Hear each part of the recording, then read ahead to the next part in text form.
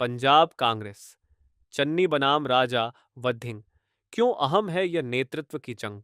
विवाद पर बोले राजा वद्धिंग, कांग्रेस में न हो कोई स्लीपर सेल या कमजोर नेता। अब तक की कहानी। पंजाब विधानसभा चुनाव 2027 में होने हैं। चुनाव में अब 1 साल से भी कम का समय बचा है। ऐसे में कांग्रेस एक बार फिर आपसी गुटबाजी से जूझ रही है। पूर्व मुख्यमंत्री चरणजीत सिंह चन्नी के समर्थकों ने खुलकर मांग की है कि वे अमरिंदर सिंह राजा वधथिंग की जगह चन्नी को पंजाब प्रदेश कांग्रेस कमेटी का अध्यक्ष बनाएं। इस मांग ने पार्टी के राज्य इकाई के भीतर की आपसी फूट को सबके सामने ला दिया है। इस नए विवाद की शुरुआत 1 जुलाई को अखिल भारतीय कांग्रेस कमेटी द्वारा किए गए सांगठनिक बदलाव से हुई। इस बदलाव में राजा वदाई को पंजाब कांग्रेस अध्यक्ष पद पर बनाए रखा गया। वहीं चन्नी को राज्य चुनाव अभियान समिति का अध्यक्ष नियुक्त किया गया। पार्टी हाईकमान का यह फॉर्मूला अलग अलग गुटों में संतुलन बनाने के लिए था, लेकिन इस फॉर्मूले ने असंतोष को और बढ़ा दिया। चन्नी इस समय जालंधर से लोकसभा सांसद हैं। वे पंजाब में कांग्रेस के सबसे बड़े दलित नेता हैं। उन्हें उम्मीद थी कि या तो उन्हें पंजाब कांग्रेस का अध्यक्ष बनाया जाएगा या फिर उन्हें मुख्यमंत्री पद का चेहरा घोषित किया जाएगा। बदलाव के कुछ ही दिनों बाद चन्नी ने मोरिंडा में अपने समर्थकों की बैठक बुलाई।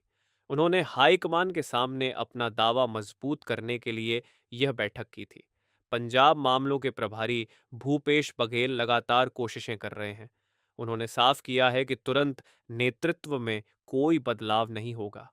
उन्होंने विधानसभा चुनाव से पहले संगठन को एकजुट करने के लिए वरिष्ठ नेताओं से बातचीत की है। इसके बावजूद पार्टी के भीतर की अशांति थमने का नाम नहीं ले रही है। कांग्रेस हाईकमान का संतुलन बनाने का प्रयास। कांग्रेस ने किसी एक गुट का पक्ष लेने के बजाय जिम्मेदारियां बांटकर सभी बड़े गुटों को खुश करने की कोशिश की है। इसी कोशिश के तहत राजा वडढिंग को पंजाब कांग्रेस अध्यक्ष बनाए रखा गया है।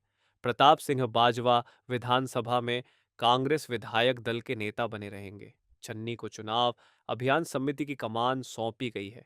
सुखजिंदर सिंह रंधावा को कोर कमेटी का अध्यक्ष बनाया गया है। विजय इंद्र सिंगला को चुनाव प्रबंधन समिति का जिम्मा मिला है और अमर सिंह को घोषणा पत्र समिति का अध्यक्ष बनाया गया है। इसके साथ ही पार्टी ने सुखविंदर सिंह डैनी, राजकुमार वेरका और संगत सिंह गिलजिया को कार्यकारी अध्यक्ष नियुक्त किया है। इस फेरबदल के तहत अभियान समिति में सुखपाल सिंह खैरा, राणा गुरजीत सिंह और धर्मवीर गांधी को सह अध्यक्ष बनाया गया है। वहीं ओपी सोनी, रजिया सुल्ताना, कुलजीत सिंह नागरा, अंगद सिंह सैनी और भारत भूषण आशु को चुनाव प्रबंधन समिति में जगह दी गई है। यह पूरी कसरत दिखाती है कि कांग्रेस नेतृत्व ने सांगठनिक ढांचे को बदले बिना हर प्रभावशाली नेता को कोई न कोई भूमिका देने की कोशिश की है। लेकिन इस पूरी प्रक्रिया में वरिष्ठ सांसद मनीष तिवारी को किसी भी चुनावी समिति में जगह नहीं मिली। इसे संतुलन बनाने के प्रयास की सीमाएं साफ नजर आती हैं। जातीय समीकरण। नेतृत्व क्यों मायने रखता है? नेतृत्व की यह लड़ाई पार्टी की अंदरूनी राजनीति के साथ साथ पंजाब के सामाजिक समीकरणों से भी गहराई से जुड़ी है। पंजाब में दलितों की आबादी लगभग 32% है। ये भारत के किसी भी राज्य में दलितों का सबसे बड़ा अनुपात है। इस वजह से वे चुनाव में बेहद निर्णायक भूमिका निभाते हैं। हालांकि पंजाब में राजनीतिक ताकत हमेशा से जट सिखों के हाथ में रही है। जट सिखों की आबादी लगभग 20% से 22% है, लेकिन ग्रामीण राजनीति और खेती पर उनका पूरा दबदबा है। पंजाब का धार्मिक ढांचा भी राजनीतिक रूप से बेहद महत्वपूर्ण है। यहाँ सिखों की आबादी लगभग 58% है, जबकि हिंदुओं की आबादी लगभग 38% से 39% है। शहरी क्षेत्रों में हिंदुओं की मौजूदगी काफी अधिक है। चन्नी के समर्थकों का तर्क है कि चन्नी पंजाब के पहले दलित मुख्यमंत्री रहे हैं। उन्हें पंजाब कांग्रेस अध्यक्ष बनाने से अनुसूचित जाति के मतदाता कांग्रेस के पक्ष में एकजुट होंगे। इससे समाज में एक बड़ा और सकारात्मक संदेश भी जाएगा। वे चन्नी की उस मांग का भी हवाला देते हैं जो उन्होंने पिछले साल उठाई थी। चन्नी ने पार्टी में दलितों को बेहतर प्रतिनिधित्व देने की सार्वजनिक मांग की थी। दूसरी ओर राजा वद्दिंग एक झट सिख नेता हैं। वे एक ऐसे राजनीतिक रूप से प्रभावशाली वर्ग का प्रतिनिधित्व करते हैं जिसे कांग्रेस नाराज नहीं कर सकती। इसलिए नेतृत्व का यह सवाल पंजाब के दो सबसे बड़े मतदाता वर्गों के बीच संतुलन बनाने का भी है, बगावत और शक्ति प्रदर्शन। यह विवाद बहुत जल्द ही खुलकर सबके सामने आ गया। चन्नी ने 3 जुलाई को मोरिंडा में अपने घर पर समर्थकों की बैठक की। इसके बाद उन्होंने मोहाली में एक और बैठक बुलाई।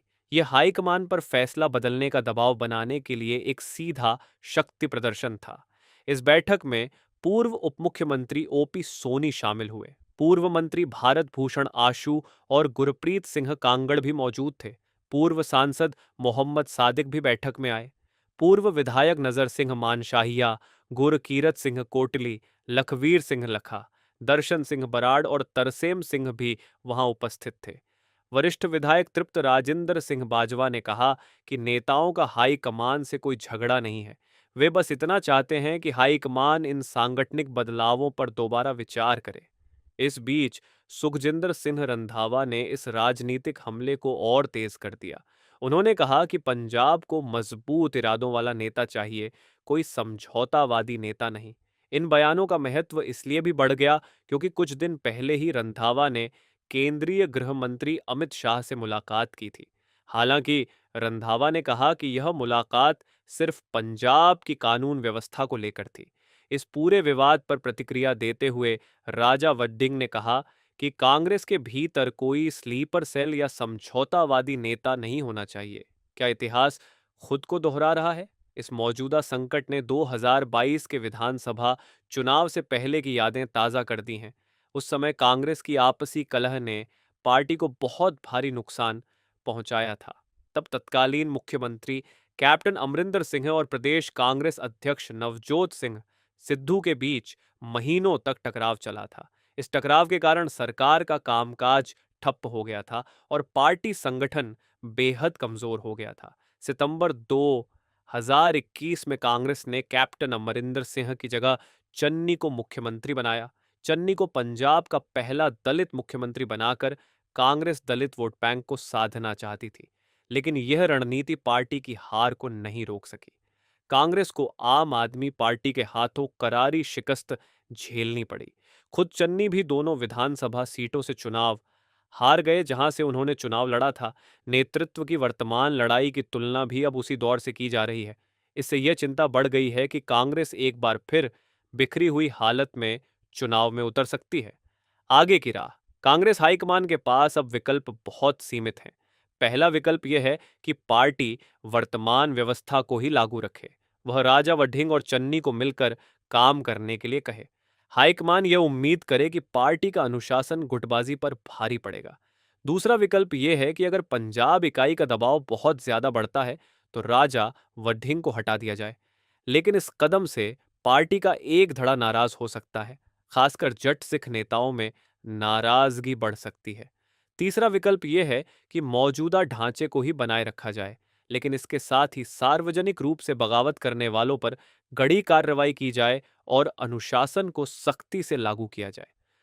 2022 की हार के बाद दोबारा सत्ता में आने की कोशिश कर रही कांग्रेस के लिए चुनौती सिर्फ वडीडूडिंग और चन्नी में से किसी एक को चुनने की नहीं है।